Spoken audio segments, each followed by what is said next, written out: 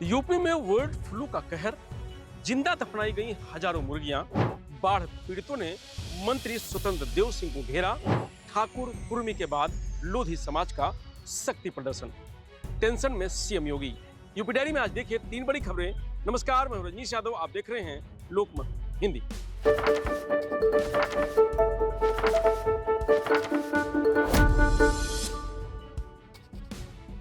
UP के जिला रामपुर में बर्ड फ्लू का साया है। 2 पोल्ट्री फार्म में इस वायरस की पुष्टि होने के बाद करीब 50,000 जिंदा मुर्गियों को जेसीबी से गड्ढा खोदकर दफनाया जा चुका है। 10 किलोमीटर के सेंसिटिव जोन में पोल्ट्री फार्म समेत चिकन की दुकानें बंद कर दी गई हैं। दफनाई गई मुर्गियों से अगर बदबू नहीं फैलती तो शायद गांव वाले इसकी शिकायत मंत्री से नहीं करते और ना ही बर्ड फ्लू की पुष्टि हो पाती। पशुपालन विभाग की जांच में पता चला कि जुलाई के आखिरी हफ्ते में उत्तराखंड की गोला रेंज की एक नदी में कुछ पक्षी मरे मिले थे। इसके बाद बगुले मरे पाए गए। ये पूरा इलाका यूपी बॉर्डर से सटा हुआ है। ऐसे में आशंका है कि बर्ड फ्लू उत्तराखंड के रास्ते यूपी में आया। हालांकि अभी उत्तराखंड के सैंपलों की जांच रिपोर्ट नहीं आई है। फिलहाल दोनों राज्यों में अलर्ट है। रामपुर जिले में बिलासपुर क्षेत्र के सिहोरा गांव में स्थित RW ग्रुप है पोल्ट्री फार्म को फिलहाल बंद कर दिया गया है। रामपुर जिले के बिलासपुर क्षेत्र के सिहोरा गांव में स्थित RW ग्रुप के पोल्ट्री फार्म को फिलहाल बंद कर दिया गया है। जिला प्रशासन ने इस रास्ते पर मिट्टी का ढेर लगाया हुआ है। इस पर एक बैनर टंगा है जिस पर लिखा है ये बर्ड फ्लू प्रभावित क्षेत्र है। रास्ता बंद होने की वजह से आसपास के गांव के लोगों को कई किलोमीटर घूमकर आना जाना पड़ रहा है। दरअसल जिला प्रशासन ने ये फैसला सावधानी के तौर पर लिया है ताकि गांव वाले इस वायरस की चपेट में ना आ सकें। दूसरे पोल्ट्री फार्म पर भी सील लगी हुई है। यहां पर भी जिला प्रशासन की तरफ से गेट पर एक बैनर टांगा गया है जिसमें इसको बर्ड फ्लू प्रभावित क्षेत्र बताया गया है। इस पूरे इलाके से भयंकर दुर्गंध आ रही है। मक्खियां इतनी हैं कि 1 मिनट खड़ा होना भी मुश्किल हो रहा है। सिहोर गांव के लोगों का कहना है कि यहां जब मुर्गियां मरनी शुरू हुई और बदबू आई तो गांव के लोगों में हलचल हुई। हमने शुरुआत में पोल्ट्री फार्म मालिक से इसकी शिकायत की, उन्होंने फोन नहीं उठाया। मौखिक शिकायत की तो अनसुना कर दिया। बदबू ज्यादा बढ़ी। एक दिन हम सभी लोग इलाके के मंत्री बलदेव सिंह औलख से मिले, उन्हें पूरा प्रकरण बताया। इसके बाद जिला प्रशासन की टीम पोल्ट्री फार्म पर जांच करने आई। कुछ मुर्गियों के सैंपल जांच के लिए भेजे गए। बरेली से आई रिपोर्ट में बर्ड फ्लू की पुष्टि हुई है। तब हमें पता चला कि पोल्ट्री फार्म में वायरस फैल चुका है। उससे पहले तो हम सिर्फ इसे बदबू मानकर चल रहे थे। बर्ड फ्लू फैलने के बाद इलाके में बड़ी संख्या में चिड़ियों की मौत हुई है। घर, आंगन, खेतों और रास्तों पर मृत चिड़िया काफी तादाद में देखी गई हैं। मक्खियां इतनी हो गई हैं कि घर के बाहर कपड़े भी सुखाने के लिए नहीं डाल सकते हैं। शुरुआत में अफसरों ने ध्यान नहीं दिया। बाद में जब मामला हाईलाइट हुआ तो अफसरों ने बचाव कार्य शुरू किया।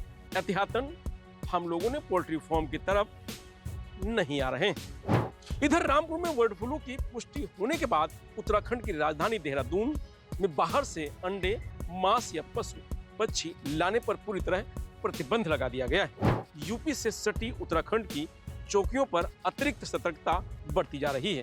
रामपुर में बर्ड फ्लू कहां से आया? मुख्य पशु चिकित्सा अधिकारी बीके सिंह कहते हैं कि अभी हम इस नतीजे पर नहीं पहुंचे हैं कि ये वायरस कहां से आया है। आसमान में उड़ने वाली चिड़ियों से भी बर्ड फ्लू आ सकता है। उन्होंने कहा कि हमने एहतियात के तौर पर बर्ड फ्लू प्रभावित 10 किलोमीटर के एरिया में सभी पोल्ट्री फार्म के सैंपल लेकर जांच के लिए भेज दिया है। इस इलाके में मांस बिक्री पर प्रतिबंध लगा दिया गया है। बाहर से भी पशु पक्षियों को लाने ले जाने पर प्रतिबंध लगा दिया गया है। हम पूरी तरह से सतर्कता बरत रहे हैं। तो फर्रुखाबाद में रविवार को राहत सामग्री बांटने पहुंचे जल शक्ति मंत्री स्वतंत्र देव सिंह के सामने महिलाओं ने जोरदार प्रदर्शन किया। अमृतपुर तहसील के जमापुर में 25 से 30 महिलाओं ने जल शक्ति मंत्री की कार को रोकने की कोशिश की। पुलिस अधिकारियों ने सुरक्षा घेरा बनाकर बमुश्किल काफिला निकलवाया। बता दें कि फर्रुखाबाद में 100 से अधिक गांवों में बाढ़ का पानी घुस गया है। बड़ी संख्या में ग्रामीण इटावा बरेली हाईवे के किनारे तिरपाल डालकर रहने को मजबूर। तो वहीं यूपी में जल्द ही मंत्रिमंडल विस्तार होना है। 2 साल के अंदर ही विधानसभा चुनाव भी हैं। इसको लेकर भाजपा से सौदेबाजी के लिए समाजों ने अपनी ताकत का एहसास कराना अभी से शुरू कर दिया है। यूपी में बीते 7 दिनों में ठाकुर, कुर्मी और लोध समाज ने अलग अलग बहाने से बैठकें की हैं। इनके जरिए भाजपा के प्रदेश से लेकर केंद्रीय नेतृत्व को अपनी ताकत का परिचय दे दिया है। राजनीतिक विश्लेषक मानते हैं कि इस तरह की बैठकों से सपा की तुलना में भाजपा को ज्यादा नुकसान होगा। अगर सभी समाज इसी तरह बैठक कर लामबंद होते गए तो सरकार और संगठन दोनों की मुश्किलें बढ़ेंगी।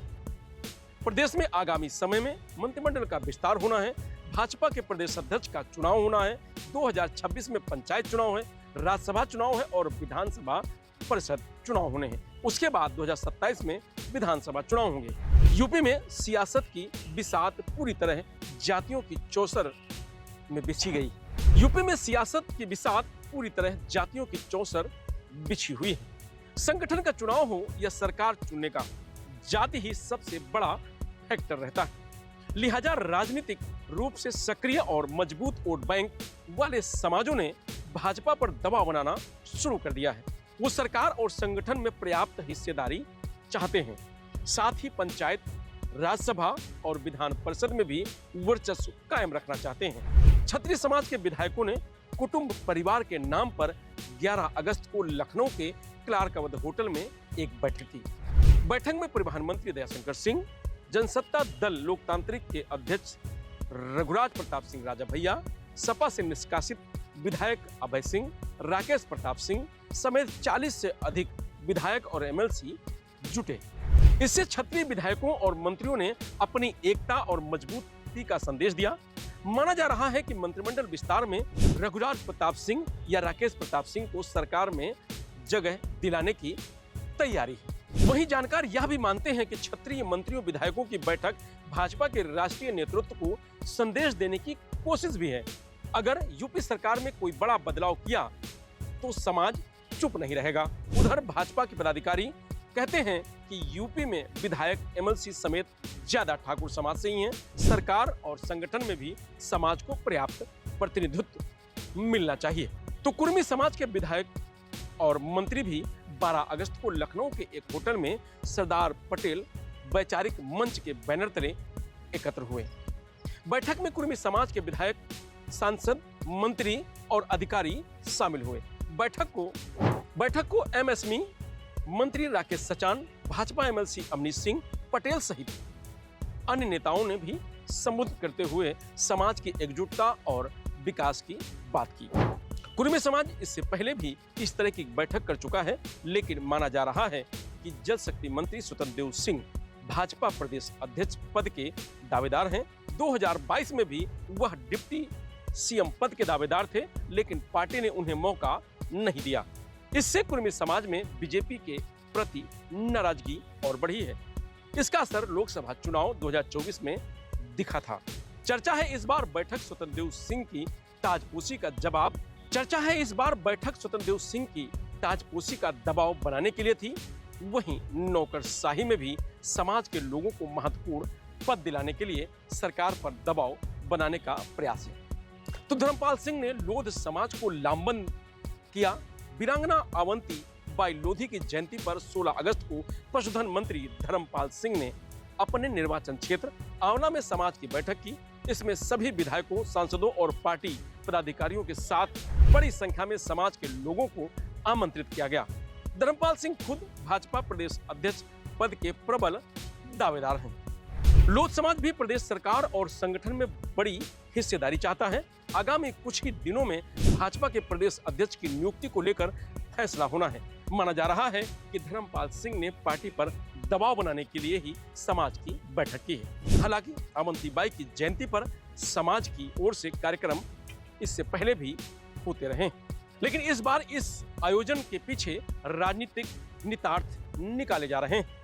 राजनीतिक क्षेत्रों में भाजपा के नेताओं की जाति बैठकें करने से प्रदेश भाजपा नेतृत्व पर भी सवाल उठ रहे हैं। राजनीतिक विश्लेषकों का मानना है कि अगर ठाकुर, कुर्मी और लोध समाज की तरह सभी समाज के मंत्री और विधायक बैठक करने लगे तो इससे भाजपा की पंचायत से लेकर विधानसभा चुनाव तक भारी नुकसान होगा। प्रधानमंत्री नरेंद्र मोदी, गृह मंत्री अमित शाह, भाजपा के राष्ट्रीय अध्यक्ष जेपी नड्डा और आरएसएस की सालों की मेहनत इन सभी समाजों को हिंदुत्व और राष्ट्रवाद के झंडे के नीचे लेकर आए हैं। राजनीतिक विश्लेषकों का मानना है कि सभी समाजों का इस झंडे के नीचे एक मन और एक सुर से खड़ा होना ही भाजपा की लगातार जीत की वजह बनी रही है। अगर पार्टी के नेता जातिवाद की राह पर चलेंगे तो आगामी मंत्रिमंडल विस्तार से लेकर पंचायत और फिर विधानसभा चुनाव तक संगठन पर दबाव बनाएंगे। इससे भाजपा के परंपरागत वोट बैंक में भी नाराजगी बढ़ेगी। समाजों की अलग अलग बैठकें प्रदेश अध्यक्ष भूपेंद्र सिंह चौधरी और महामंत्री संगठन धर्मपाल सिंह की जानकारी में है, लेकिन पार्टी ने अपना रुख साफ नहीं किया। सूत्रों के मुताबिक योगी सरकार के मंत्रियों और विधायकों की इस तरह जाति बैठकों को लेकर लखनऊ से दिल्ली तक पार्टी में चर्चा है। पंचायत और विधानसभा चुनाव से पहले इस तरह की बैठकें राजनीतिक कारण से ही हो रही। बैठकों का उद्देश्य राजनीतिक दलों से सौदेबाजी करना है। वह भाजपा और सपा से सौदेबाजी करेंगे। कुर्मी समाज सबसे आक्रामक सौदेबाजी करता है। फिलहाल यूपी डायरी में आज इतना ही। कल फिर मिलेंगे नई खबरों के साथ। तब तक आप बने रहिए लोकमत हिंदी के साथ। नमस्कार।